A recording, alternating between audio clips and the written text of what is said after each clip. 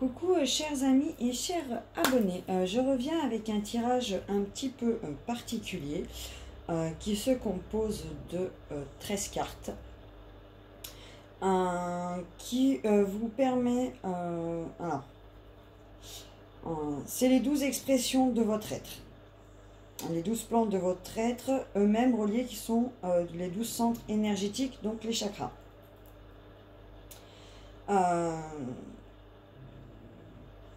Et c'est la manière dont votre corps va recevoir l'emmagasination des influences planétaires et cosmiques autour de vous. D'accord? Donc là, en l'occurrence, les énergies de la pleine lune. Alors, on va commencer. Alors, j'ai pris des notes pour ne pas oublier le nom des maisons. Donc, on a la maison 1. Ce qui contribue à votre individualisation. Donc là, en cette période, on me parle de la guérison de vos parties intimes et profondes de votre être. D'accord? Donc c'est aller guérir les peines que vous avez au plus profond de vous, toutes ces blessures, pour pouvoir retrouver votre véritable intégrité, valeur et estime de vous. D'accord? En maison 2, on a ce à quoi vous aspirez. Donc on a la prière pour un monde et la confusion. Alors vous cherchez un petit peu la voix de votre âme. D'accord, pour la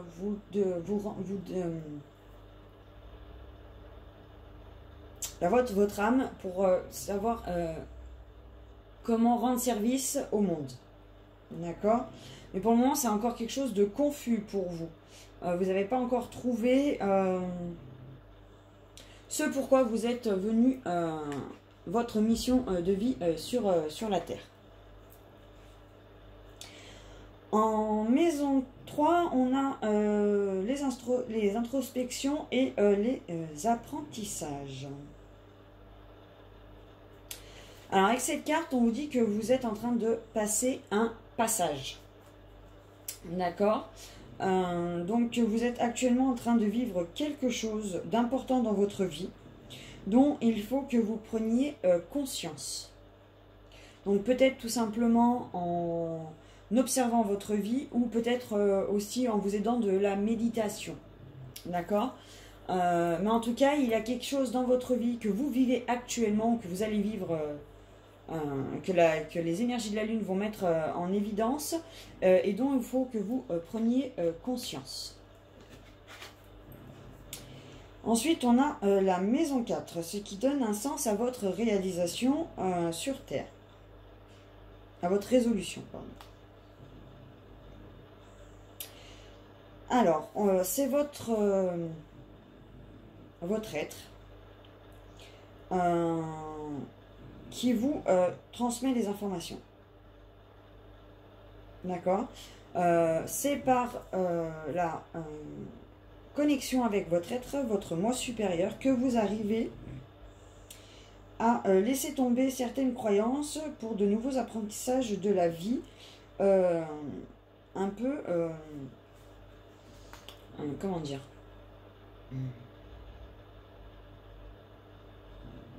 c'est votre être qui vous permet de comprendre et qui vous transmet la vérité universelle que nous ne sommes pas individuels, mais que nous sommes tous uniques, nous faisons partie d'un tout.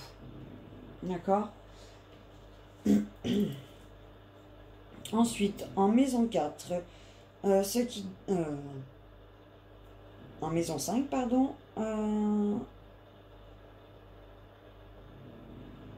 ce qui fait grandir votre créativité, votre pouvoir d'action dans votre vie, et bien c'est tout simplement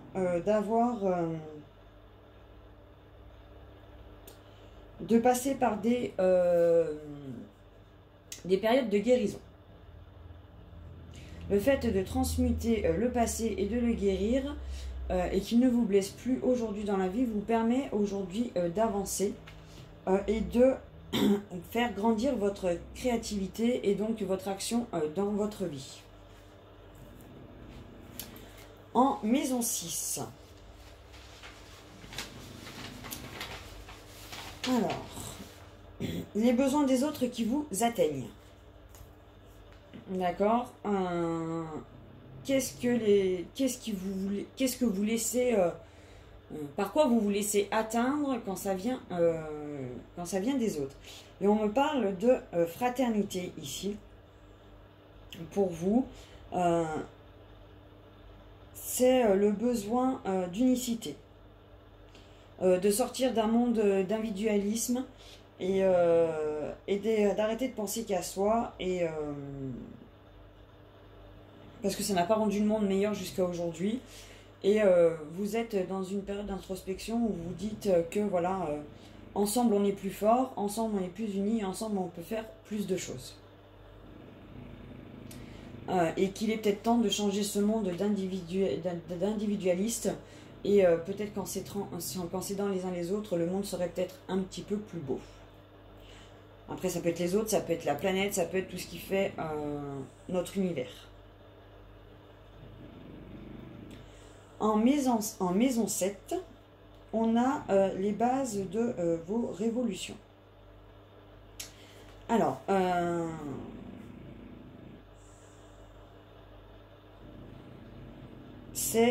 votre résolution, c'est de permettre aux gens de transmuter leur schéma par l'enseignement de vos propres expériences. C'est par l'enseignement de ce que vous avez pu apprendre et transmuter et les enseignements que vous avez acquis que vous aidez les autres et non, je me suis trompée, c'est les bases de vos relations. Je me disais, il y a un truc qui cloche. C'est les bases de la maison 7, c'est les bases de vos relations. Alors je suis désolée, c'est une première pour moi, il a fallu que je la travaille. C'est pas tout à fait acquis, mais je voulais la partager avec vous et la tenter pour une première fois et savoir un peu ce que vous en pensiez, si à l'avenir vous voulez que je la continue. D'accord? Donc les bases de vos relations, c'est que vous permettez aux autres autour de vous d'avancer dans leur vie par les expériences que vous avez vous-même traversées et les enseignements que vous avez acquis, vous les transmettez, vous les enseignez. Ensuite, en maison 8, ce qui déclenche votre potentiel au changement. Eh bien, c'est tout simplement votre facilité à voir le bonheur et à déconstruire et reconstruire ce qui ne vous convient pas dans votre vie pour aller vers votre propre vérité. C'est tout simplement votre bonheur d'abord, votre vérité en premier. C'est ce qui vous pousse au changement.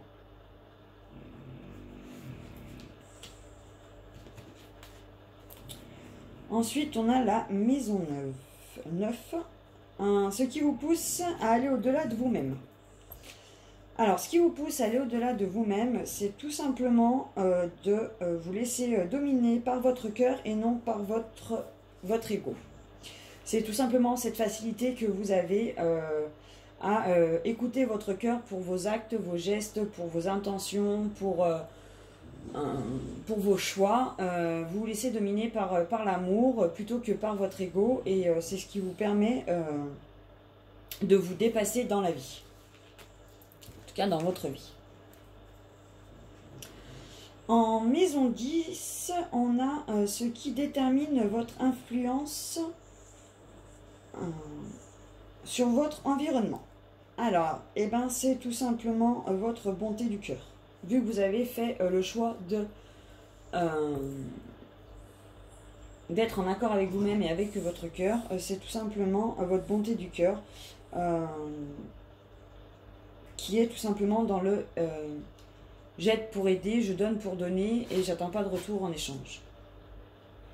Je donne parce que j'ai envie de donner, je le donne sincèrement. J'aide parce que j'ai envie d'aider et que je le fais sincèrement, pas pour avoir quelque chose en retour. C'est l'influence que vous avez sur votre environnement et c'est ce que vous influez aux autres.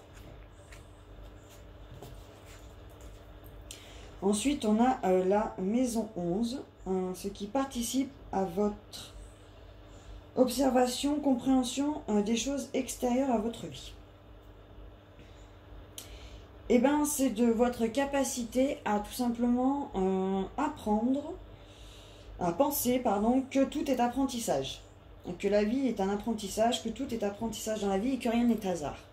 Que si vous vivez telle expérience, c'est que vous devez en apprendre quelque chose. C'est ce qui vous permet la compréhension et l'apprentissage de votre vie en observant les choses qui sont extérieures à vous et pourquoi vous les vivez. Après, en maison 12, j'ai ce que vous mettez en place pour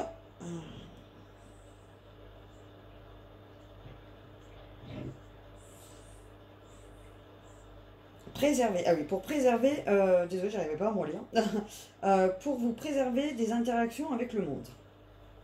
Et bien, c'est tout simplement en choisissant d'être à votre place, à votre juste place, dans votre vérité. Vous prenez le temps d'apprendre des autres sans jugement, vous y allez sans précipitation, vous faites ce qui vous semble bon et vous dites ce qui vous semble bon. Vous êtes tout simplement à votre place, dans votre vérité, avec le monde extérieur. Et ça vous préserve de bien des choses. Ensuite, on a la 13e carte. Alors la 13e carte, c'est vous dans votre vie, comment vous l'abordez en ce moment, selon votre compréhension. Et là, j'ai tout simplement que vous avez choisi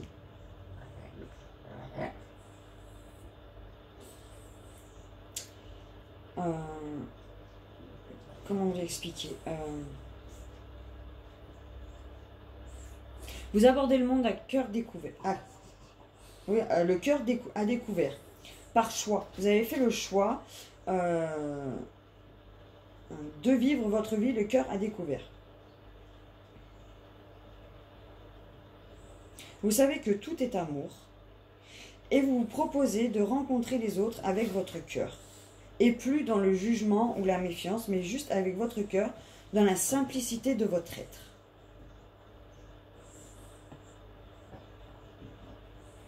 En faisant ça, vous permettez aussi aux autres de vous rencontrer.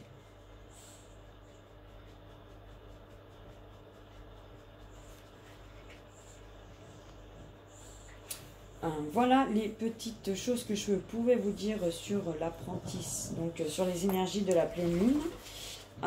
Comment vous allez aborder donc ces énergies, peut-être jusqu'à la nouvelle lune. D'accord, donc ce que vous a apporté la pleine lune, ce qu'elle va vous apporter, ce qu'elle va vous permettre d'éclairer, et comment vous allez évoluer et avancer en sachant où vous positionnez dans toutes ces maisons-là.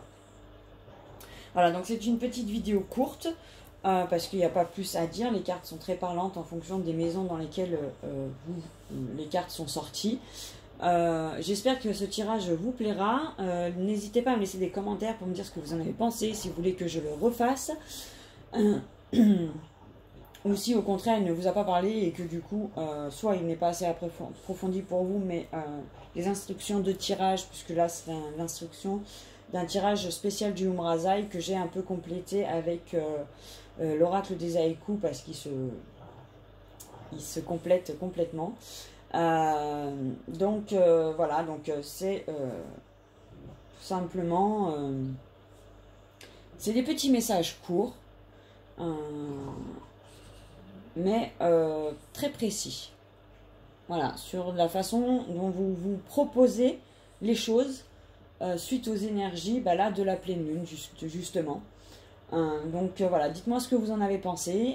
Je vous fais des gros bisous et je vous dis à bientôt.